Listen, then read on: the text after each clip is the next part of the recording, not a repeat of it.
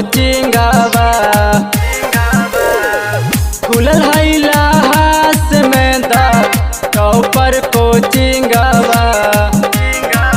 हाथ ले के कॉपी किताबिया हाथ ले के कॉपी किताबिया चला कहर पढ़ैया ए भैया हाथ ले के कॉपी कलमिया चला कहर पढ़ैया ए बहिना।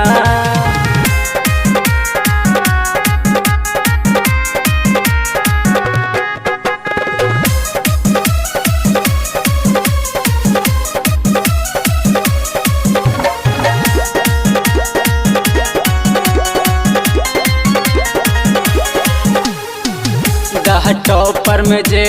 पढ़ले उबे उ आगे बढ़ले चाहने लगौआ जे पार हो मैट्रिक या इंटर के अब जबरी चलता बा हर साल होला 400 पार हो पढ़े हिया दूर दूर से आवे हाथ ले के कॉपी किताबिया चला कहर पढ़ैया ए भैया हाथ ले के कॉपी कलमिया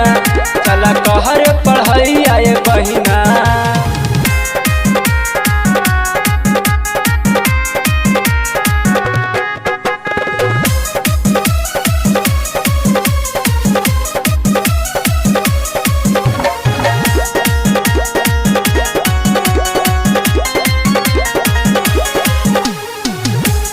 से 12 तक करबले पढ़ाई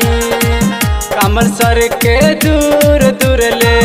होबले बड़ाई 6 से 12 तक